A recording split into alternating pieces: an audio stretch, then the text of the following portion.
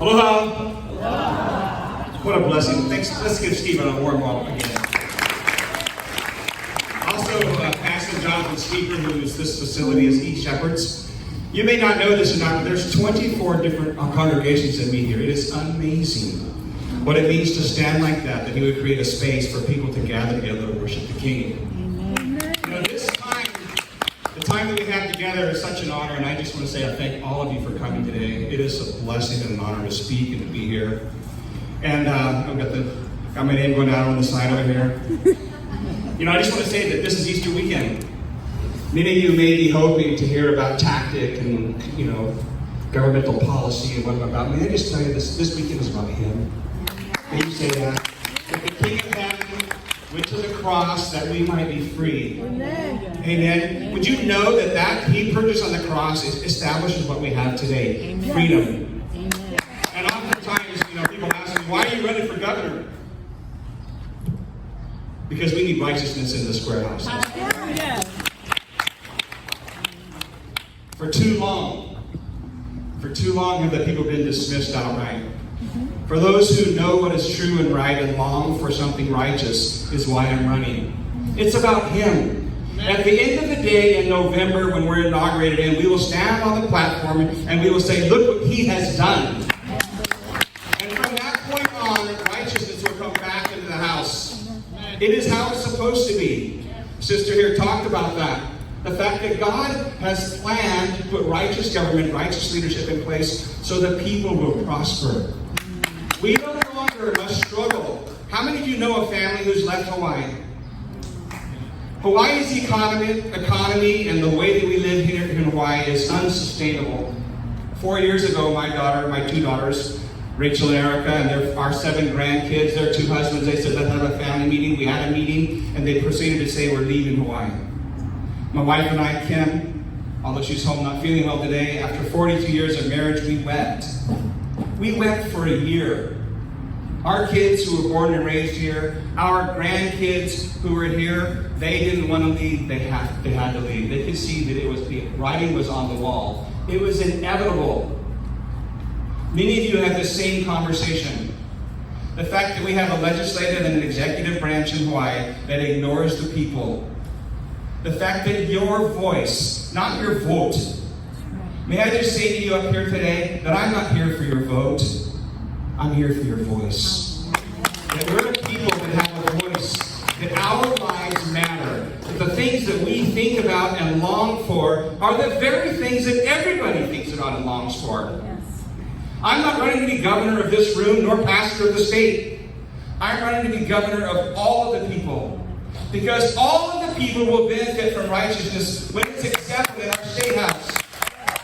All the candidates that spoke up here so eloquently and passionately today, yes, we need to win the whole thing. Amen. The idea that the governor is king is a lie.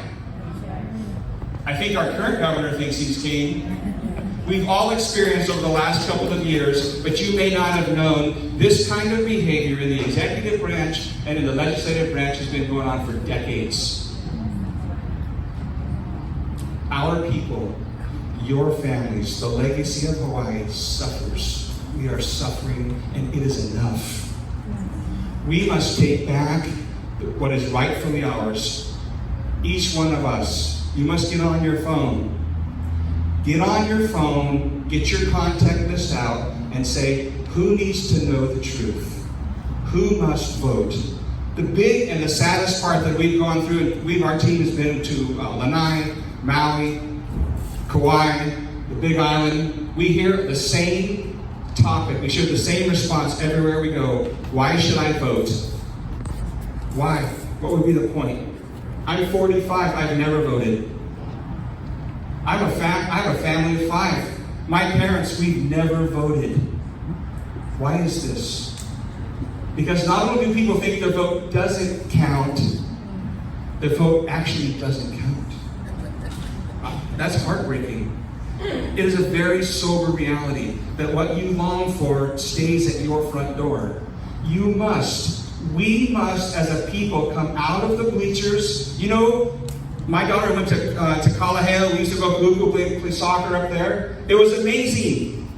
The football games, The stands are going crazy. But the real fight, the real game was on the field.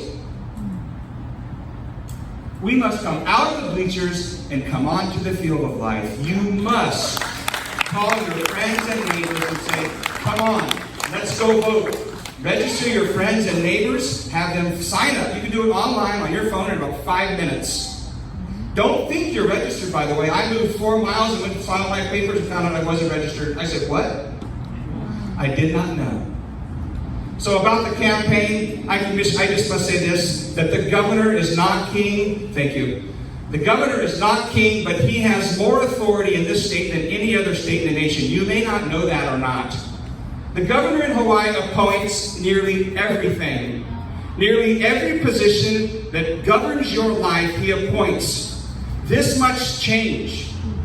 One of the things that we're going to be doing as governor is, and honestly, I have not studied this yet, but it is in my purview to do so, is to find out how to dethrone the governor, to take his power away. This idea that he nominates the Department of Health, the Department of Education, the DLNR, the courts, the sheriff, the attorney general, everything, Department of Transportation, the ethics department, the Department of Elections, you name it, he nominates them all. I can tell you, these governing pieces, these departments, they get a chunk of money from the legislators. They say, can I have this? Yeah, sure, here's your money. Then they go with it with what they want. Our governing team, the governance of our campaign, and when we lead the state, will be at the department level. You will get your voice back, not at the legislative level. You will get it by having access at the department level. You will come in to these deputy director, department level positions who actually take the money and they decide what goes on. I drove down past Dole School on Camp 4 this morning, and I thought to myself, when my kids were little, as parents, we used to think, wow, is the playground safe? Is anybody watching my kids? Anybody know what I'm talking about? This used to be a conversation that we had as parents. Now I thought, wow, the playground is the safest place. It's now the classroom that's unsafe. We live in a society that's influenced by lobbyists with an agenda that is not yours, I can assure you. We will, as government, as governor, we are going to expose this stuff. It is not going to be pretty, but we will govern by revealing the truth. You will know where your tax money goes. You're the highest tax state in the nation. You have one of the highest per capita tuitions for your education, yet you have the lowest performing standards in the nation. It is the most difficult state in the nation to run a business. I know, I'm a general contractor, I am not a politician, and I can assure you that nobody owns me, and I will stand, and we will stand together. This is the point, that we will stand as one people with one voice to bring righteousness back to that house so that the people in this state can prosper. That's how God set it up. This is not a religious conversation. It's not ethereal. Having righteousness is tangible. You must walk in that which is true. You must vote. Get your phone out. Even as we sit here today, get your phone out, write down 50 names of people from your contacts, either your friends. Who would you invite to dinner? Who comes to your birthday party or your wedding? These are the people that you call and you say, listen, you need to vote. And then you have a conversation, an honest conversation. Each one of these conversations takes 10 to 20 minutes. You got a big point.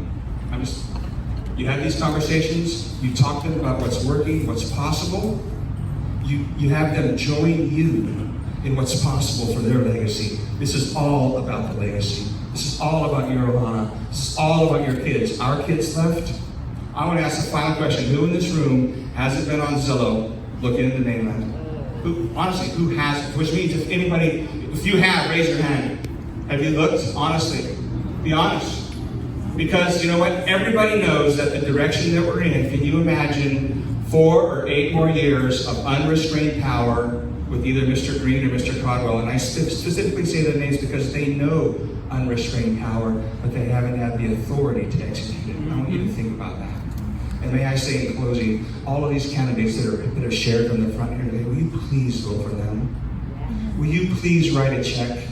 Go to their campaign, hit the donate button. Don't think that your $15, your $20, your $2,000 doesn't matter.